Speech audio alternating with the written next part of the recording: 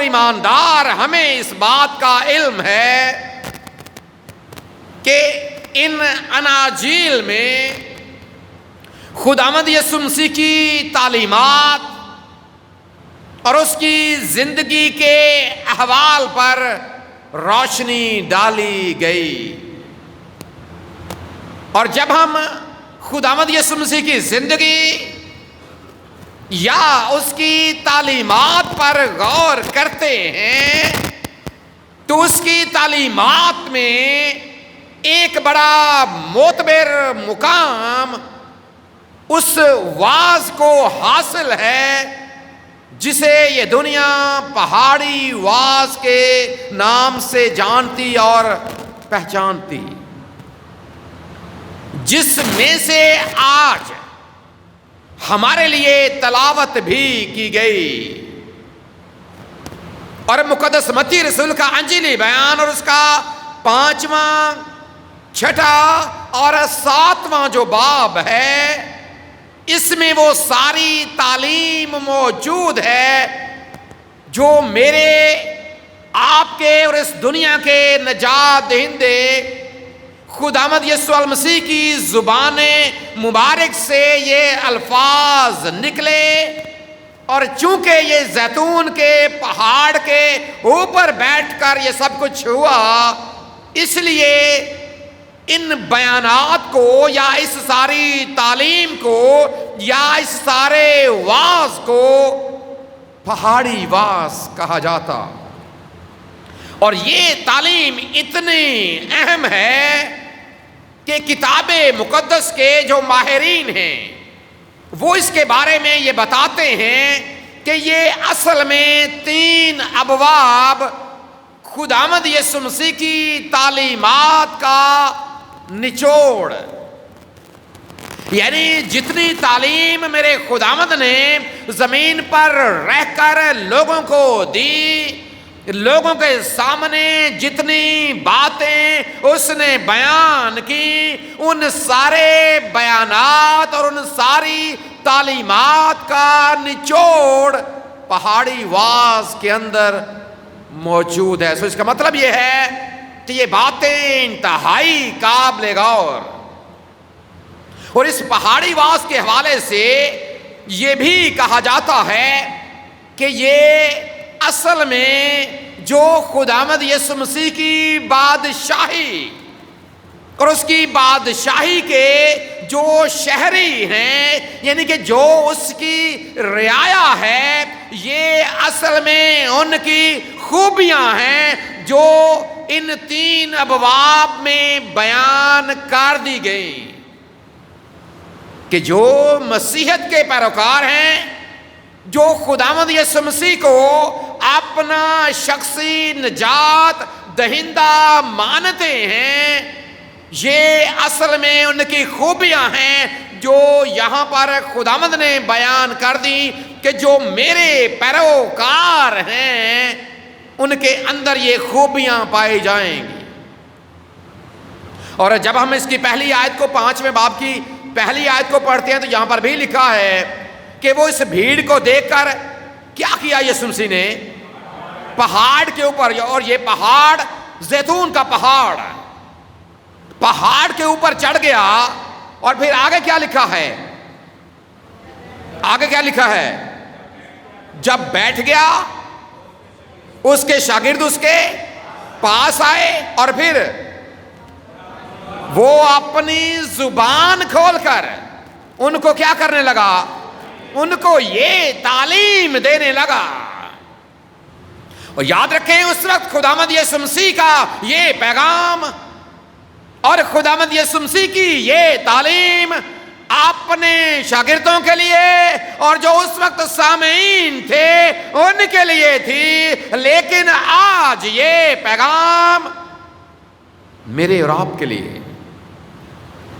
تھوڑی دیر کے لیے ذرا تصور کریں کہ ہم بھی زیتون کے پہاڑ کے اوپر موجود ہیں. تھوڑی دیر کے لیے سوچیں کہ میرا اور آپ کا نجات دہندہ خداوند یسوع المسیح آج پھر اس کی زبان مبارک میرے اور آپ کے لیے کھلی اور وہ اپنی زبان کھول کر آج مجھ سے اور آپ سے کلام کر رہا. وہ ہمارے ساتھ مخاطب ہے، وہ ہمیں تعلیم دے رہا کہ تم جو میرے شاگرد ہو، تم جو دعوے دار ہو ایماندار ہونے کے، تم جو میری حضوری میں یہ کہتے ہو کہ ہاں میں ایمان رکھتا، یہ تعلیم تمہارے لیے ہے۔ اور اگر یہ باتیں تمہارے درمیان پائی جاتی ہیں، اگر تمہاری عملی زندگی میں یہ باتیں پائی جاتی ہیں، تو یاد رکھو، چونکہ یہاں پر بار بار ایک لفظ لکھا ہے اور وہ ہے مبارک۔ وہ کیا ہے جی؟ مبارک۔ تو اس کا مطلب یہ باتیں اگر ہمارے درمیان بھی پائی جاتی ہیں تو ہم بھی کون لوگ ہیں؟ مبارک لوگ ہیں۔ کون لوگ ہیں؟ لیکن اگر نہیں پائی جاتی تو پھر ہمیں غور کرنے کی ضرورت۔ پھر اس کا مطلب یہ بھی ہے کہ ہم مبارک حالی کی اس حالت میں ابھی تک نہیں پہنچے جس میں ہمارا خداوند یسوع مسیح ہمیں دیکھنا چاہتا۔ وہ اپنی زبان کھول کر، اور یاد رکھیں اس بیان کی یا اس پہاڑی واس کی اہمیت اس طرح سے بھی اور زیادہ بڑھ جاتی ہے کہ یہاں پر جب یہ لکھا گیا، ابھی ہم نے اس کو پڑھا بھی ہے، آپ نے سنا بھی ہے کہ وہ اپنی زبان کھول کر، زبان کو کیا کر کے جی؟ زبان کھول کر یوں تعلیم دینے لگا۔ اور یہاں پر زبان کو کھولنے، جب آپ اس کو، چونکہ ہمارے پاس یہ اردو زبان میں ترجمہ موجود ہے، یہ ترجمہ ہے جسے ہم پڑھ رہے ہیں، اور ہمیں پتا ہے کہ نیا عہد نامہ کس زبان میں لکھا گیا تھا؟ کس زبان میں؟ گریک میں، یونانی میں۔ اور جب آپ یونانی میں جا کر اس متن کو پڑھیں گے اور خاص طور پر ان الفاظ کو پڑھیں گے تو یہ جو لفظ ہے نا زبان کھول کر، یہ وہی لفظ ہے جب سپی اپنا منہ کھولتی ہے۔ سپی کے منہ کھولنے کے لیے، اور یہاں پر خداوند یسوع مسیح کی زبان کے کھلنے کے لیے ایک ہی لفظ۔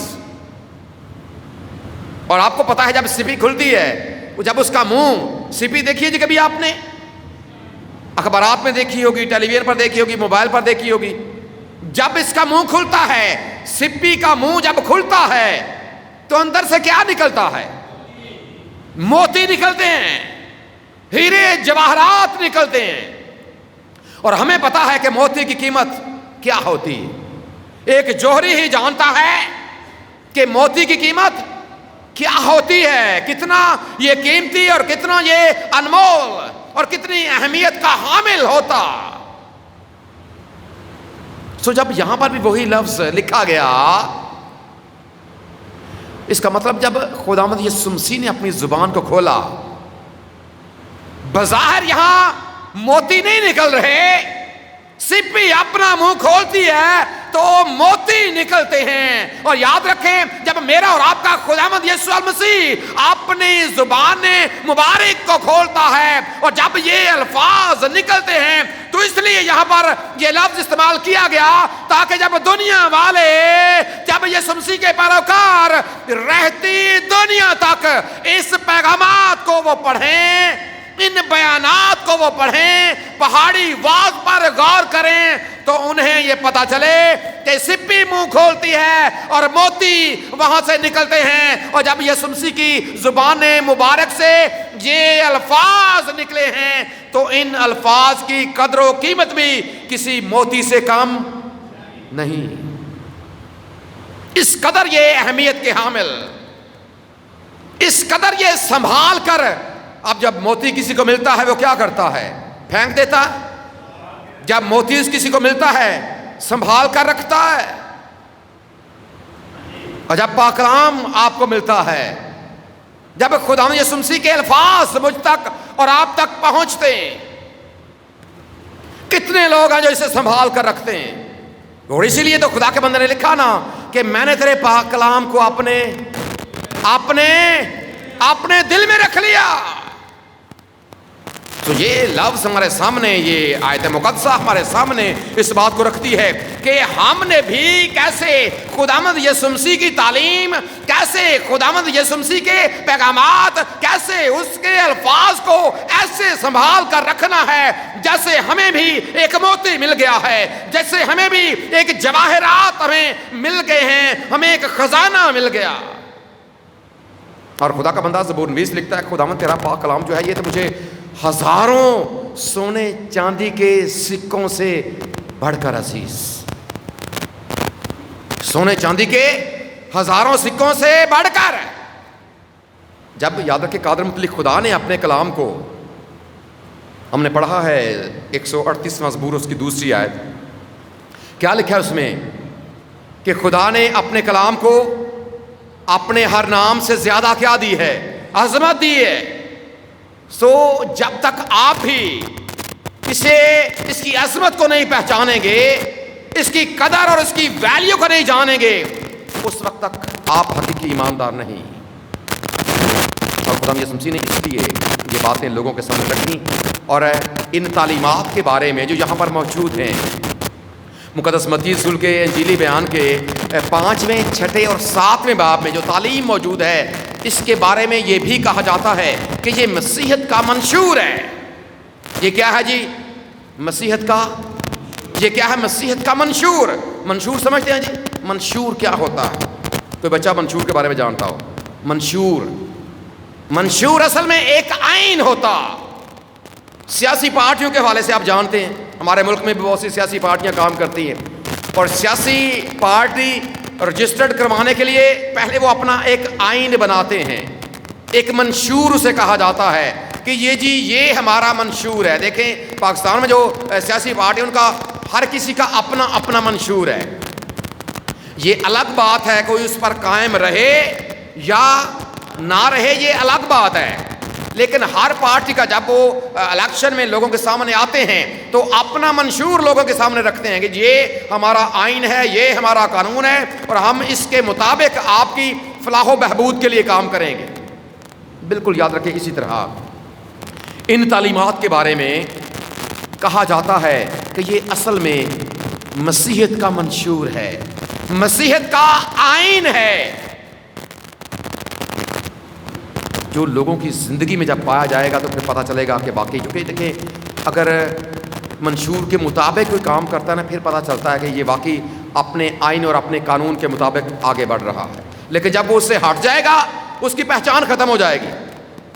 پہچان اسی صورت میں ہے جب وہ اس قاعدے اور اس قانون اور اس منشور کے مطابق آگے بڑھ رہا ہے، لیکن اگر وہ اپنے منشور سے ہٹ جائے گا بات بڑی بگڑ جائے گی۔ اگر یہ مسیحیت کا منشور ہے تو پھر اس کا مطلب یہ ہے کہ مسیحی واقعی وہی ہے جو اس منشور کو اپنے سامنے رکھتا، جس کے سامنے یہ باتیں موجود رہتی ہیں۔ سب سے پہلی بات کہ اس کی اہمیت بڑی ہے، ہزاروں سونے چاندی کے سکوں سے بڑھ کر ہے، اور پھر دوسری بات یہ ہے کہ چونکہ یہ ہمارا منشور ہے، ہم بھی دعوے دار ہیں کہ میں مسیحی ہوں، ہر کوئی دعوے دار ہے کہ میں مسیحی ہوں۔ پھر یہ بھی آپ کو پتا ہے کہ پچھلے کچھ سال پہلے یہ آئین میں بات پاس کروائی گئی کہ جی ہمیں عیسائی نہ لکھا جائے بلکہ جی یاد ہے آپ کو، ہمیں مسیحی لکھا جائے۔ لکھنے سے یاد رکھے کچھ نہیں ہوتا، لکھنے لکھوانے سے کچھ بھی نہیں ہے۔ جب آپ اپنے منشور سے ہٹ جائیں گے، اور یاد رکھے پہلی بار جب مسیحیوں کو مسیحی کہا گیا، انطاکیہ کی کلیسیا کو اعمال کی کتاب میں، تو انہوں نے تو نہیں کہا تھا کہ جب ہمیں یہ کہا جائے تو ہمیں یہ کہا جائے، یا ہمیں یہ لکھا جائے اور ہمیں یہ پکارا جائے۔ انہیں کیوں کہا گیا تھا پتہ آپ کو؟ کیوں انطاکیہ میں پہلی بار مسیحیوں کو مسیحی کہا گیا؟ کیوں کہا؟ ان کو تو پتہ بھی نہیں تھا۔ آج ہم زبردستی لکھوا رہے ہیں بھئی ہمیں یہ نہ لکھو، ہمیں یہ نہ لکھے۔ بھئی جو کوئی مرضی کوئی لکھتا ہے اسے لکھنے دیں، اصل میں آپ کے کام ہیں جو ثابت کرتے ہیں کہ آپ کیا ہیں۔ آپ کا زندگی گزارنے کا جو ڈھنگ اور طریقہ ہے وہ کیا ہے، اصل بات یہ ہے۔ ہم زبردستی لکھواتے ہیں لیکن کاموں سے ثابت نہیں کرتے۔ انطاکیہ کے مسیحیوں نے جب وہ ان لوگوں کے درمیان رہ رہے تھے، انہوں نے خود ان کو یہ کہنا شروع کر دیا کہ یہ مسیحی ہیں۔ کیوں کہنا شروع کر دیا؟ ان کے کام مسیح جیسے تھے۔ اور مسیحی، جب آپ اس لفظ کو لغت میں جا کر پڑھیں گے، اس کا مطلب یہ ہے کہ جس کا تعلق مسیح کی ذات کے ساتھ ہے، جو جڑ چکا ہے مسیح کے ساتھ، جس کا ناطہ، جس کا رشتہ، جس کا تعلق قائم ہو چکا ہے مسیح کے ساتھ۔ اور اسی خدا یسوع مسیح کی زبان مبارک کے یہ الفاظ بھی ہیں کہ انگور کا حقیقی درخت میں ہوں اور تم میری ڈالیاں ہو، اور جو ڈالی مجھ میں قائم رہتی وہ کیا لاتی ہے، اور پھل اس کی پہچان بنتا۔ جو ڈالی قائم رہتی ہے اور جب اس کے اوپر پھل لگتا پھر پتہ چل جاتا ہے، کیونکہ درخت اپنے پھلوں سے پہچانا جاتا۔ ان کو مسیحی کہا گیا، ان کے کاموں کی وجہ سے بتانے کی ضرورت نہیں پڑی، بھائی ہمیں لکھا جائے یا ہمیں پکارا جائے، کام ثابت کرتے ہیں، آپ کے اعمال ثابت کرتے ہیں کہ آپ کیا ہیں۔ اگر آپ کا منشور یہ ہے جو یہاں پر درج ہے تو آپ کو بتانے کی ضرورت بھی نہیں۔ اور یہاں پر جو لفظ خاص طور پر لکھا گیا وہ ہے مبارک ہیں وہ۔ کہاں سے آغاز ہوتا ہے جی ان تعلیمات کا؟ مبارک ہیں وہ جو دل کے غریب ہیں، مبارک ہیں وہ۔ جب آپ اس لفظ وہ کو پڑھتے ہیں، وہ اصل میں ایک اشارہ ہے کچھ لوگوں کی طرف، یہ اشارہ ہے۔ دیکھیں، اگر آپ کسی کے یہ کی بات کریں گے، وہ کی بات کریں گے، یہ کا مطلب جو آپ کے قریب ہوگا، آپ کہیں گے جی میں اس گلدان کی بات کر رہا ہوں، میں جناب اس کلاک کی بات کر رہا ہوں، وہ جو کلاک سامنے ہے وہ، یہ ایک اشارہ۔ اور یہاں پر بھی کچھ لوگوں کی طرف اشارہ ہے کہ وہ لوگ مبارک ہیں۔ اس کا مطلب ہے لوگ تو سارے ہیں، لیکن ان سارے لوگوں کے درمیان کچھ لوگ واقعی ہیں جن کی طرف یہ اشارہ کر دیا گیا کہ دنیا کی آبادی تو بہت زیادہ تعداد میں لوگ دنیا میں آباد ہیں، لیکن ان کے درمیان وہ مبارک ہیں جن کے درمیان یہ خوبیاں پائی جاتی ہیں، جن کے اندر یہ چیزیں موجود ہیں۔ وہ جو دل کے قریب ہیں، وہ جو حلیم ہیں، وہ جو پاک دل ہیں، وہ جو راست بازی کے سبب سے ستائے گئے ہیں، یہ ساری خوبیاں جو یہاں پر آگے بیان کر دی گئیں وہ۔ اور آج یہ اشارہ ذرا محسوس کرے کہ کیا یہ اشارہ واقعی میری طرف ہے؟ کیا میرے خداوند یسوع مسیح کی زبان مبارک سے نکلنے والے یہ الفاظ کیا میری زندگی میں پورے ہوتے ہیں؟ کیا واقعی میں بھی ان لوگوں میں شامل ہوں جو مبارک لوگ ہیں؟ مبارک ہیں۔ اور لفظ مبارک بھی بڑا قابل غور ہے۔ مبارک، آپ کس وقت کسی کو مبارک دیتے ہیں؟ بھئی آپ کو مبارک ہو، کیا ہوتا ہے جب اس کی زندگی میں خدا کوئی کام کرتا ہے، کوئی نعمت یا کوئی برکت دیتا ہے؟ ایسی ہے جی، جب کسی کی زندگی میں کوئی نعمت یا کوئی برکت اسے ملتی ہے، آپ اسے کہتے ہیں بھئی آپ کو مبارک ہو۔ یہاں پر لفظ ہے مبارک، اور یہ ایک بڑا عام لفظ ہے جو ہماری مسیحیت میں استعمال ہوتا ہے۔ عام ایک، جب آپ کمنٹ وغیرہ کسی کو کرتے ہیں، آپ کو ایک بڑی کامن چیز ملتی ہے۔ کامنٹ جب آپ کرتے ہیں، چاہے آپ فیس بک پر کر لیں یا انسٹا پر کر لیں یا یوٹیوب پر کر لیں، کسی پر بھی آپ جب کسی کو کامنٹ کرتے ہیں، کیا لکھتے ہیں؟ ایک بڑا عام سا ایک جملہ ہے جو عام مسیحی لوگ لکھتے ہیں، کیا ہوتا ہے؟ شاباش، کیا ہوتا ہے جی؟ God bless you. بلیس کا مطلب کیا ہے؟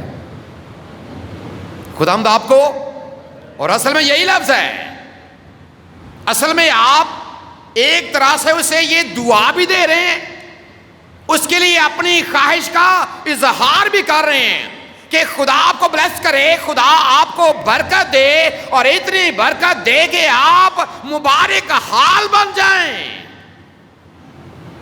اور یہاں پر جب لکھا گیا کہ مبارک ہیں وہ، اور لفظ مبارک یا بلیسڈ، جس کے لیے انگلش لفظ بلیسڈ استعمال ہوتا ہے، بلیس نہیں، خالی بلیسڈ، اس کا مطلب جس کے لیے کوئی کام کر دیا گیا۔ اور اس کے لیے جو اصل مطلب میں لفظ ہے اس کا مطلب ہے کہ انسان کی ایک ایسی حالت جب وہ خود مختار ہو جاتا ہے اور اسے پھر کسی چیز کی ضرورت نہیں رہتی. لفظ مبارک یا لفظ برکت، اس بات کو یاد رکھیں، یہ اتنا وسیع ہے. اصل میں یہ ایک اس وقت جو وہاں پر جو ایریا تھا، جو یونان کا ایریا، وہاں پر ایک جزیرہ تھا. اس کا نام تھا جو یونانی میں جس کا ترجمہ یہ بلیسڈ کیا جاتا ہے. اصل میں اس جزیرے کے رہنے والے لوگ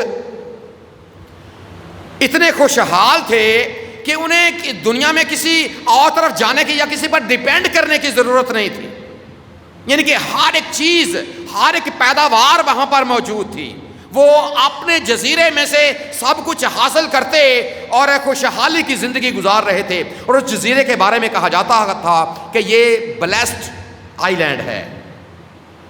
سو یاد رکھیں، یہ لفظ بالکل جب استعمال کیا گیا مبارک حالی کے لیے تو اس کا مطلب یہ ہے کہ خدا آپ کو اس قدر بلیسڈ کر دے، اتنی اپنی برکات دے دے کہ پھر آپ کو کسی پر ڈیپینڈ کرنے کی، کسی پر انحصار کرنے کی ضرورت نہ پڑے. اور یاد رکھیں، ایک یہی حقیقی ایماندار ہے، وہ اپنے خدا کے سوا کسی اور پر بھروسہ، یہی ایمان ہے، یہی یقین ہے اور یہی توکل ہے کہ ایک انسان کا اپنے خدا پر اتنا بھروسہ ہو. اور اس لیے تو خدا کا بندہ زبور نویس لکھتا ہے 118ویں زبور کی 8ویں آیت میں کہ خداوند پر توکل کرنا آدمی پر بھروسہ کرنے سے بہتر ہے. یہی مبارک حالی، خدا پر یقین رکھنا، خدا پر بھروسہ رکھنا، خدا پر توکل کرنا. اور اس کا اظہار کس طرح سے ہوتا ہے؟ جب آپ ان ساری چیزوں کو پڑھتے ہیں تو پھر آپ کو پتہ چل جاتا ہے کہ اس حالت میں آنے کے لیے کیا ضروری ہے. دل کے غریب ہونا، غمگین ہونا، حلیم ہونا، راست بازی کے بھوکے اور پیاسے ہونا، رحم دل ہونا، پاک دل ہونا، صلح کرانے والے ہونا اور راست بازی کے سبب سے ستائے جانے والے ہونا. یہ وہ ساری خوبیاں جو مبارک بننے کے لیے ضروری. ذرا آج اپنے گریبان کے اندر جھانکیں، ہمارے اندر کتنی خوبیاں. ان ساری خوبیوں میں سے جو مبارک حالی کے لیے ضروری کتنی میرے اندر پائی جاتی ہیں. یہ وہ آج کا پیغام ہے جو آج ہم نے ساتھ لے کر جانا ہے. یہ وہ بات ہے جو مقدس متی کے انجیلی بیان میں سے میرے اور آپ کے لیے، یہ وہ چیز ہے جو آج میرا اور آپ کا خداوند یسوع مسیح میرے اور آپ کے سامنے رکھنا چاہتا. اگر پہلے سے یہ باتیں ہمارے درمیان موجود ہیں تو اس کا مطلب یہ ہے کہ مبارک ہے وہ خداوند یسوع مسیح کا اشارہ میری اور آپ کی طرف بھی ہے. لیکن اگر ایسا نہیں تو پھر یہ اشارہ ہماری طرف نہیں ہے.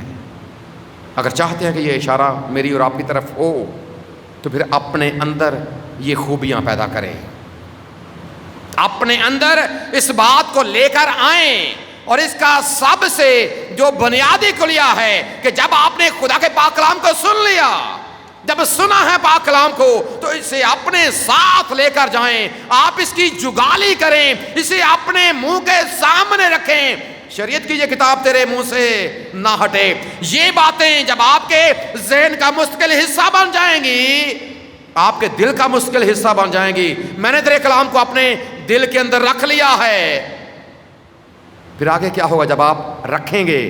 پس ایمان سننے سے پیدا ہوتا ہے اور سننا اسی مسیح کا یہ کلام ہے جو آپ کو مبارک حال دیکھنا چاہتا ہے، جو چاہتا ہے کہ علی پور جٹھا کے لوگ، علی پور جٹھا کی یہ کلیسیا یہ بھی ایک مبارک حال کلیسیا بنے. لیکن اس کے لیے ضروری ہے پاک کلام کو سننا، اس کے لیے ضروری ہے شریعت کی کتاب کا سامنے سے نہ ہٹنا، اور اس کے لیے ضروری ہے اپنے عمل سے ثابت کرنا کہ ہم واقعی اس کے لوگ ہیں. اور پھر ہر وقت ایمان کے بانی اور کامل کرنے والے خداوند یسوع مسیح کو تکتے رہنا، یہ مبارک حالی کے لیے. اور پھر نہ صرف آپ زمین پر رہ کر مبارک حال ہوں گے بلکہ اس کے ساتھ ساتھ سب سے بڑھ کر آپ کے لیے مبارک حال یہ ہے کہ آپ اپنے خداوند کے پاس اس کی حضوری میں پہنچ جائیں گے، ہمیشہ کی زندگی کے وارث بن جائیں گے. سب سے بڑی بات، سب سے بڑی مبارک حالی. ضرور آج اپنی زندگی پر غور کریں. پہلے سے اگر اس کے مطابق زندگی گزار رہے ہیں، آپ کے درمیان یہ چیزیں موجود ہیں، خوبصورت بات ہے. اس بات کے لیے ہمیشہ اپنے خدا کا شکر ادا کرتے رہیں. لیکن اگر ایسا نہیں ہے، اگر آج آپ نے سنا ہے تو یہ کلام آج محسوس کریں کہ یہ آپ کے لیے ہے. جی اج دے دن سب سن دے ہو آواز یہوہ دی، نہ پتھر وانگر اپنا دل بناؤ. تسی بھی پاک کلام کو سنتے رہیں، زندگی میں آگے بڑھتے رہیں. ایمان کے بانی اور کامل کرنے والے خداوند یسوع مسیح کو تکتے رہیں، تو پھر آپ یقیناً مبارک حال لوگ ہیں. ہمارا خدا اس پیغام کے وسیلے سے ہم سب کو برکت بخشے. آمین.